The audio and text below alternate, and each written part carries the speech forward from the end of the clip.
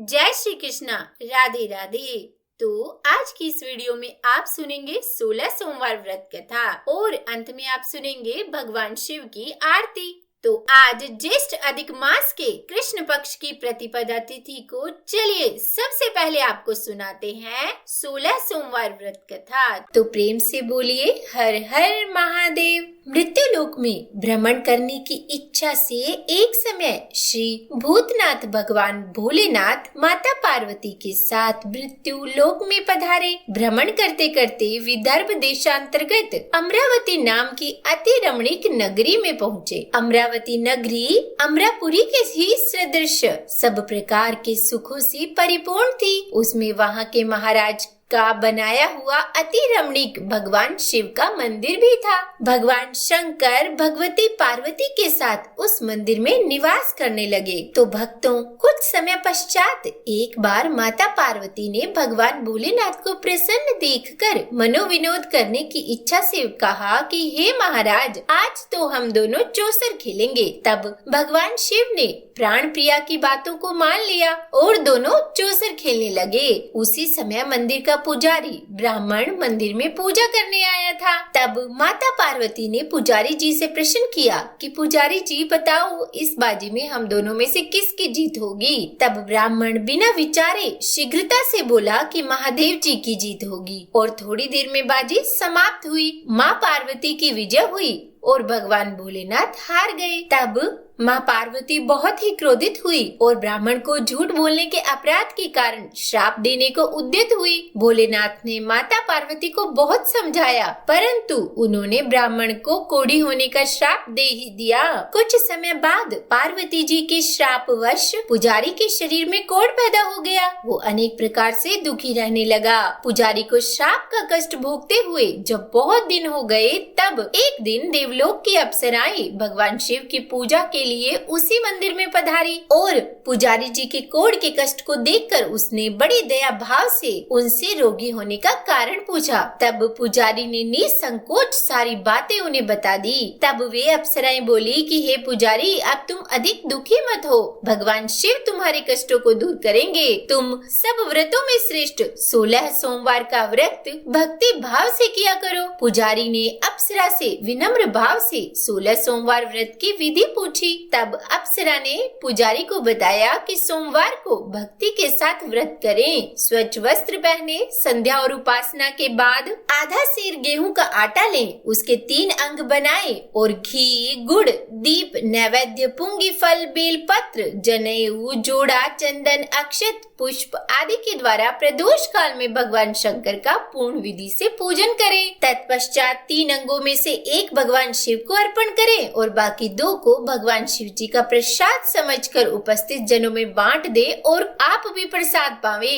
इस विधि से 16 सोमवार व्रत करें और फिर 17वें सोमवार को पाव सेर पवित्र गेहूं के आटे की बाटी बनाएं, उसमें घी और गुड़ मिलाकर चूरमा बनावे, भगवान भोलेनाथ को भोग लगाकर उपस्थित भक्तों में बांटे और उसके बाद कुटुंब सहित प्रसाद लें। तो भगवान शिव जी की कृपा से उसके सभी मनोरथ पूर्ण हो जाते हैं। भक्तों, ऐसा कहकर अप्सराएं तो स्वर्ग लोक को चली गई और ब्राह्मण ने यथाविधि 16 सोमवार व्रत किया तथा भगवान शिव की कृपा से रोग मुक्त होकर आनंद से रहने लगा।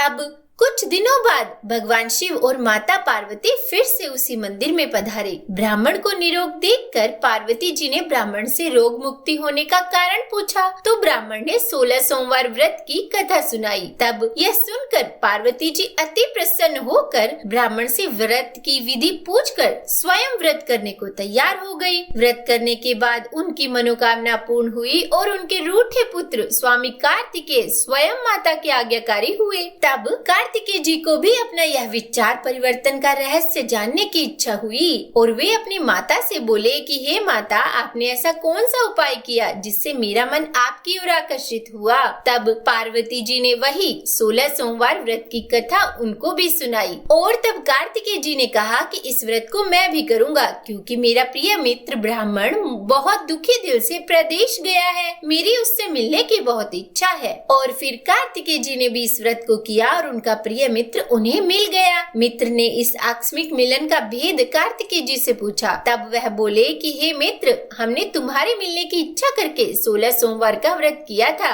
अब तो ब्राह्मण मित्र को अपने विवाह की बड़ी इच्छा हुई और उसने कार्तिकेय जी से व्रत की विधि पूछी और यथाविधि व्रत किया। व्रत के प्रभाव से जब वह किसी कार्यवश विदेश गया तो वहाँ के राजा की लड़की का स्वयंवर था और राजा ने प्रण किया था कि जिस राजकुमार के गले में सब प्रकार से श्रृंगारित हथिनी माला डालेगी, मैं उसी के साथ अपनी प्यारी पुत्री का विवाह कर दूंगा। भगवान शिव जी की कृपा से वह ब्राह्मण भी स्वयंवर देखने की इच्छा से राज्यसभा में एक ओर बैठ गया। नियमित समय पर हथिनी वहाँ आई और उसने माला उस ब्राह्मण के गले में डाल दी। राजा ने अपनी प्रतिज्ञा के अनुसार बड़ी धूमधाम से अपनी कन्या का विवाह उस ब्राह्मण के साथ कर दिया और ब्राह्मण को बहुत सारा धन देकर और सम्मान देकर संतुष्ट किया। ब्राह्मण सुंदर राजकन्या पाकर सुख से जीवन व्यतीत करने लगा।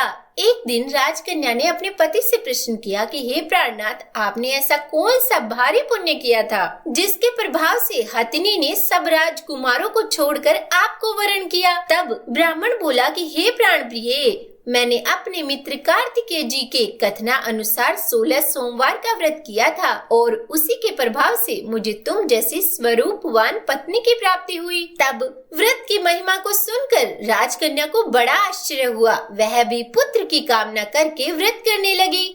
भगवान शिव जी की दया से उसके गर्भ से एक सुंदर, सुशील, धर्मात्मा और विद्वान पुत्र उत्पन्न हुआ।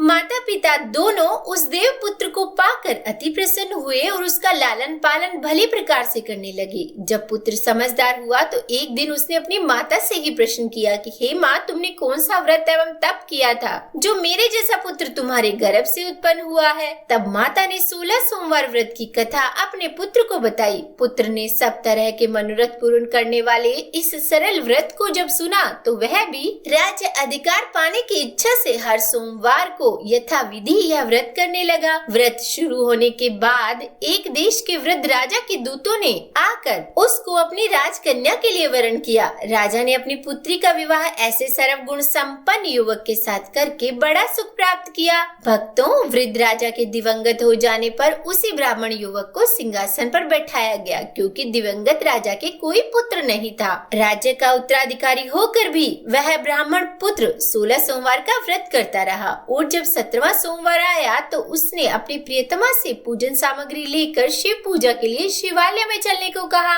परंतु उसकी पत्नी ने उसकी आज्ञा की परवाह नहीं की। दास दासियों द्वारा सब सामग्रियां शिवालय भिजवा दी गई, परंतु वह स्वयं नहीं गई। जब राजा ने भगवान शिव जी का पूजन समाप्त किया तब एक आकाशवाणी हुई कि हे राजा, अपनी इस रानी को राजमहल से निकाल दे, नहीं तो यह तेरा सर्वनाश कर देगी। आकाशवाणी को सुनकर राजा के आश्चर्य का ठिकाना नहीं रहा। उसने मंत्रणा गृह में आकर अपने सभासदों को बुलाकर पूछा कि हे मंत्रियों, मुझे आज शिव जी की आकाशवाणी हुई है कि राजा तू अपनी इस रानी को निकाल दे, नहीं तो यह तेरा सर्वनाश कर देगी। राज्य में मंत्री तथा सभासद आदि सब विस्मय और दुख में डूब गए, क्योंकि जिस कन्या के कारण उन्हें राज्य मिला है, राजा उसी को निकालने का जाल रच रहा है। यह कैसे हो सकेगा? पर राजा ने अपनी पत्नी को राजमहल से निकाल दिया। रानी दुखी हृदय से भाग्य को कोसती हुई नगर के बाहर चली गई। बिना पद त्राण, फटे वस्त्र पहने, भूख से दुखी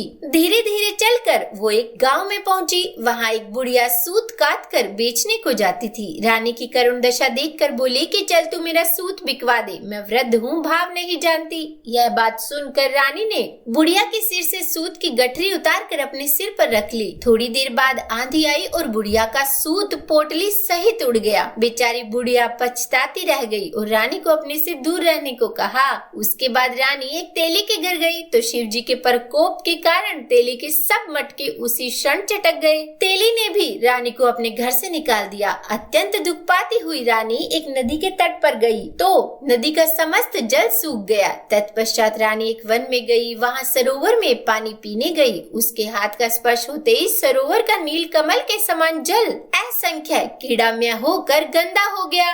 रानी ने भाग्य पर दोषारोपण करते हुए उस जल को पीकर पेड़ की शीतल छाया में विश्राम करना चाहा, परंतु रानी जिस भी पेड़ के नीचे जाती उस पेड़ के पत्ते तत्काल टूटकर गिर जाते। तब वन सरोवर जल की ऐसी दशा देखकर गऊ चुराते ग्वालों ने अपने गोसाई जी से, जो उस जंगल में स्थित मंदिर में पुजारी थे, यह बात बताई और फिर गोसाई जी के आदेश अनुसार ग्वाले रानी को पकड़कर गोसाई जी के पास ले आए। रानी के मुख, कांत और शरीर शोभा देखकर गोसाई जी जान गए कि यह अवश्य ही कोई विधि की गति की मारी कुलीन स्त्री है। पुजारी ने रानी से कहा कि पुत्री, मैं तुम्हें अपनी पुत्री के समान रखूंगा, तुम मेरे आश्रम में ही रहो, मैं तुमको किसी प्रकार का कष्ट नहीं दूंगा। तब गोसाई जी के वचन सुनकर रानी को धीरज हुआ और वह आश्रम में ही रहने लगी। पर रानी जो भोजन बनाती तो उसमें कीड़े पड़ जाते, अगर जल भरकर लाती तो उसमें भी कीड़े पड़ जाते। रानी की यह दशा देखकर गोसाई जी बहुत दुखी हुए और रानी से बोले कि हे बेटी, तुम्हारे ऊपर कौन से देवता का कोप है जिससे तुम्हारी ऐसी दशा है। तब पुजारी की बात सुन रानी ने शिवजी महाराज के पूजन का बहिष्कार करने की बात बताई। तो पुजारी जी शिवजी महाराज की अनेक प्रकार से स्तुति करते हुए रानी से बोले कि पुत्री, तुम सब मनोरथ पूर्ण करने वाले 16 सोमवार व्रत को करो, उसके प्रभाव से अपने कष्ट से मुक्त हो सकोगी। तब गोसाई जी की बात मानकर रानी ने 16 सोमवार व्रत किए और 17वें सोमवार को विधि विधान सहित पूजन किया। उस पूजन के प्रभाव से राजा के हृदय में विचार उत्पन्न हुआ कि रानी को गए बहुत समय व्यतीत हो गया, न जाने कहां कहां भटकती होगी, उसे ढूंढना चाहिए। यह सोचकर रानी को तलाश करने के लिए राजा ने चारों दिशाओं में दूत भेजे। वे दूत रानी को ढूंढते हुए पुजारी जी के आश्रम में पहुंचे। वहां रानी को पाकर पुजारी से रानी को अपने साथ ले जाने का आग्रह करने लगे, परंतु पुजारी ने मना कर दिया। तब दूत चुपचाप लौट आए और महाराज को रानी का पता बतलाया। रानी का पता पाकर राजा स्वयं पुजारी के आश्रम में गए और पुजारी से कहा कि महाराज, जो देवी आपके आश्रम में रहती है वो मेरी पत्नी है। शिव जी के कोप से मैंने उनको त्याग दिया था,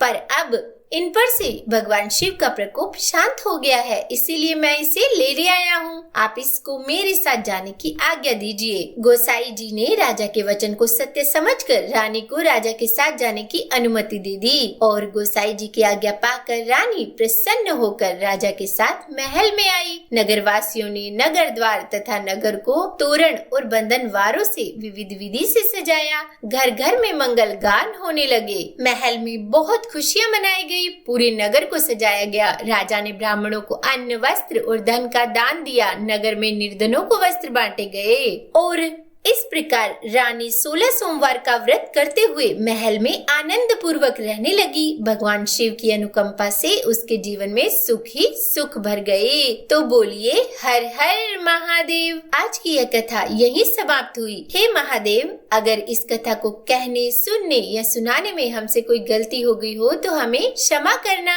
16 सोमवार के व्रत करने और कथा सुनने से मनुष्य की सभी मनोकामनाएं पूर्ण होती है और जीवन में किसी तरह की कमी नहीं होती। स्त्री पुरुष आनंद पूर्वक जीवन यापन करते हुए अंत में मोक्ष को प्राप्त करते हैं। और अब सुनिए भगवान शिव की आरती। ओम जय शिव ओमकारा, प्रभु हर शिव ओमकारा, ब्रह्मा विष्णु सदा शिव, ब्रह्मा विष्णु सदा शिव, अर्धांगी धारा। ओम जय शिव ओमकारा, एकानन चतुरानन पंचानन राजे, हो शिव पंचानन राजे, हंसानन गरुड़ासन, हंसानन गरुड़ासन, वृषवाहन साजे। ओम जय शिव ओमकारा, दो भुज चार चतुर भुज, 10 भुज अति सोही, ओ स्वामी 10 भुज अति सोही, त्रिगुण रूप निरखते, त्रिगुण रूप निरखते, त्रिभुवन जन मोहे। ओम जय शिव ओमकारा, अक्षमाला वनमाला मुंडमाला धारी, ओ शिव मुंडमाला धारी, चंदन मृग मद सोही, चंदन मृग मद सोही, भाले शशिधारी। ओम जय शिव ओमकारा। श्वेतांबर पीतांबर बागंबर अंगी, ओ शिव बागंबर अंगी। सनकादिक गरुणादिक, सनकादिक गरुणादिक, भूतादिक संगे। ओम जय शिव ओमकारा।